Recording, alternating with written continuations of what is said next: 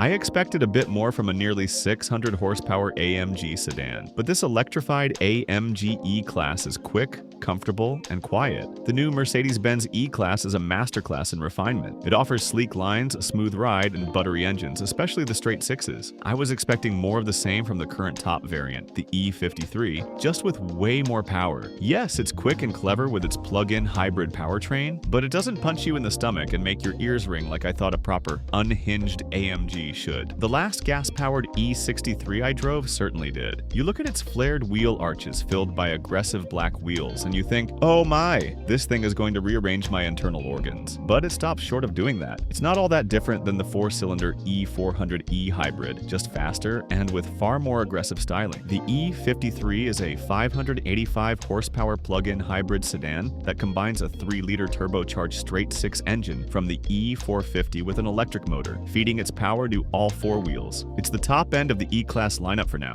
as there isn't a more aggressive E63 yet. My tester had the Edition 1 pack, which brought several visual changes, including decals on the sides of the car. They look okay, but are a bit much on an E-Class. What I did really like was that Mercedes didn't advertise that the E53 is a plug-in hybrid or in any way electrified. There is no silly blue detailing, nor any badging denoting it's also powered by electricity. It's a great plug-in hybrid at that, with a remarkably smooth straight-six engine that starts up almost imperceptibly and plenty of power in electric mode. It'll go over 62 miles, 100 kilometers, on electricity alone. That's an excellent number for a PHEV, although not in China, but its real-world electric range I observed is closer to 43 to 44 miles, 69 to 71 kilometers, matching its EPA range claim. It's really good around corners too, with standard rear-wheel steering that disguises its 5,100-pound curb weight. When the time comes to fire it out of a corner, there's none of the drama you expect from an AMG. It just sticks and goes, and it's not even that noisy. The CLE 53 that I drove before it, which has a version of the same engine but with a mild hybrid setup, had a much more brutal and exciting power band than the E53, and it sounds better too. It's much closer to delivering the kind of experience I expect from an AMG, even without an angry V8. Mercedes has been making some questionable decisions for the interiors of all its cars, like its usage of haptic and capacitive controls. But it also gets a lot of things right. Sure, I would have liked the soft touch plastic to go all the way down the door cards and the center console, but the design was great, and the feeling of vault-like solidity was present throughout.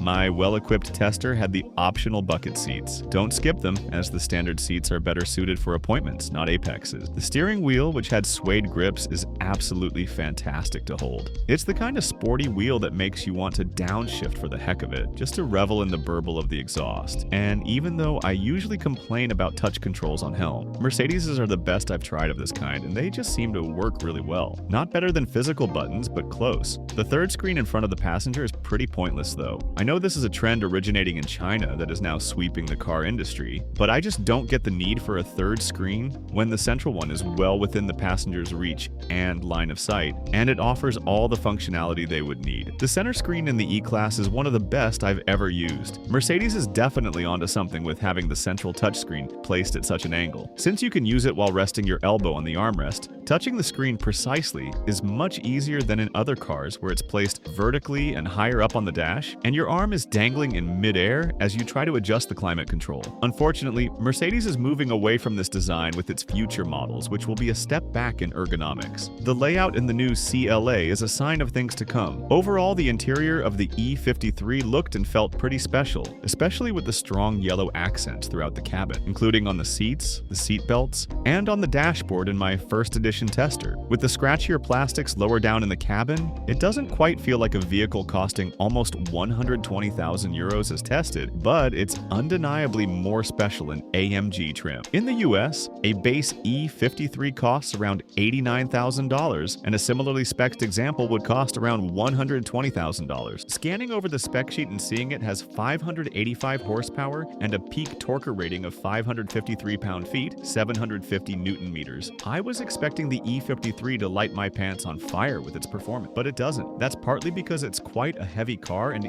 even with with that much power, it still needs almost 4 seconds to reach 62 miles per hour, 100 kilometers per hour. You expect fireworks to go off when you floor it, but you just get dynamic mood lighting. My passengers guessed 400 horsepower. Nobody believed its actual power figure. To unleash the full fury that the AMG badge demands, you absolutely need to specify the AMG Dynamic Plus package, which my tester, even though very well equipped, didn't have. It ups the power to 600 horsepower and gives the car launch control, or race start, as Mercedes calls it, and I'm pretty sure it makes a difference. It also adds an electronically controlled limited slip differential in the back, active engine mounts, and upgraded brakes, together making this a more serious driver's car and better through the corner. Mercedes also needs to offer a louder exhaust for this car. It's just too quiet and restrained for an AMG, even by 2025's increasingly stringent and restrained European noise and pollution standards. Switch off the creamy turbocharged SIG, and the electric motor, which lives in the 9-speed automatic transmission, does a surprisingly good job of moving the car and getting it up to speed. On its own, it produces 163 horsepower and 354 pound-feet, 580 newton-meters of torque. That's just around 10% less than a base rear-wheel drive Volkswagen ID.4. There's plenty of punch for around-town driving, and it quickly gets the car up to highway speed. It can drive only on electrons at up to 87 miles per hour, 140 kilometers per hour, which means you can commute on the highway at the speed limit in most European countries. Driving the E-Class in EV mode suits the car's relaxed character very well. This is a car that just eats miles like few new cars can, and not having the thrum of combustion power just suits it very well. Thanks to 21.2 kilowatt hours of usable battery capacity, you can get around 43 miles, 70 kilometers of real-world electric range if you drive the car normally in EV mode. That's less than Mercedes' claim that you can get 62 miles, 100 kilometers of gas-free driving in this on the WLTP cycle, but it's a respectable number that should allow you to run most of your errands emissions-free. One of the things that makes any current generation E-Class PHEV unique is the ability to DC fast charge, which is relatively rare among PHEV. The E can draw up to 60 kilowatts, finishing the 10 to 80% dash in around 20 minutes. You can also use the 11 kilowatt onboard charger to replenish the battery, which will take a few hours. Another rare trait among PHEVs is powerful regenerative braking. Mercedes says the E53 can recuperate 120 kilowatts under deceleration, which is more than some lower-powered EVs. This means if you descend a mountain road, you could top up the battery very quickly, and the regen is strong enough that it helps lessen the load on the friction brakes, which need to be used less. The best E-Class, but not the best AMG. The E53 might be the best W214 variant, specifically because of its dual character. There's also the wide-body kit that really makes it stand out in the shopping center parking lot, plus all the sporty interior touches that make both it and its occupants feel special. In an age when automakers seem to be focusing more and more on crossovers and SUVs, Mercedes is staying true to what made it great and keeps making great sedans. It's also great news that it's doing the same with its pure electric sedans, which will be a lot more like its 3-box combustion models than the Jelly Bean EQ cars it sells today. Having a traditional-looking Mercedes with classic sedan proportions and electric power is something we hope we'll see very soon. Until then, the E53 is among the very best electrified Mercedes models that you can buy today, maybe the best, even if it doesn't quite live up to the level of AMG lunacy that I expect a brand. Thanks for watching. If you're into cars and tech,